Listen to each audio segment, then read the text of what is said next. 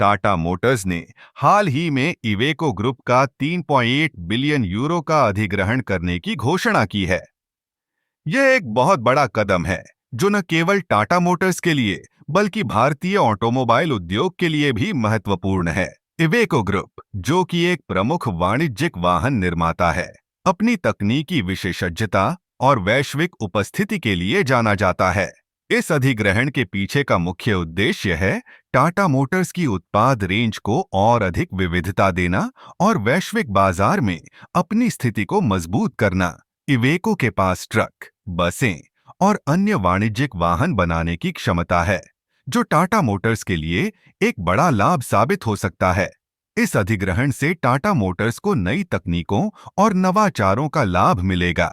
Iveco की electric और hydrogen ईंधन वाली गाड़ियों की तकनीक टाटा मोटर्स के लिए एक महत्वपूर्ण संपत्ति हो सकती है। आजकल जब पर्यावरण के प्रति जागरूकता बढ़ रही है, ऐसे में स्वच्छ ऊर्जा वाहनों की मांग तेजी से बढ़ रही है। इसके अलावा इस अधिग्रहण से टाटा मोटर्स को यूरोप में अपनी उपस्थिति को मजबूत करने का भी मौका मिलेगा। इवेको की मजबूत वितरण नेटवर्क और ब्रांड पहचान टाटा मोटर्स को यूरोपीय बाजार में प्रतिस्पर्धा करने में मदद करेगी। इस अधिग्रहण का एक और महत्वपूर्ण पहलू है रोजगार सृजन। जब दो बड़े उद्योग एक साथ आते हैं, तो नए अवसरों का निर्माण होता है। इससे न केवल मौजूदा कर्मचारियों के लिए स्थिरता मिलेगी, बल्कि नए लोगों के लिए भी रोजगार के अवसर खुलेंगे। इस अधिग्रहण के साथ टाटा मोटर्स का लक्ष्य है कि वह न केवल भारत में, बल्कि वैश्विक स्तर पर भी एक प्रमुख खिलाड़ी बने। यह कदम दर्शाता है कि टाटा मोटर्स अपने विकास के लिए कितनी गंभीरता से काम कर रही है।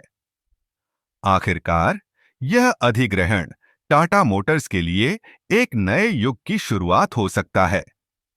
यह न केवल कंपनी की वृद्धि को गति देगा, बल्कि भारतीय ऑटोमोबाइल उद्योग को भी एक नई दिशा में ले जाने का काम करेगा। इस अधिग्रहण के परिणामों का हमें इंतजार रहेगा, लेकिन यह स्पष्ट है कि टाटा मोटर्स ने एक बड़ा और साहसी कदम उठाया है।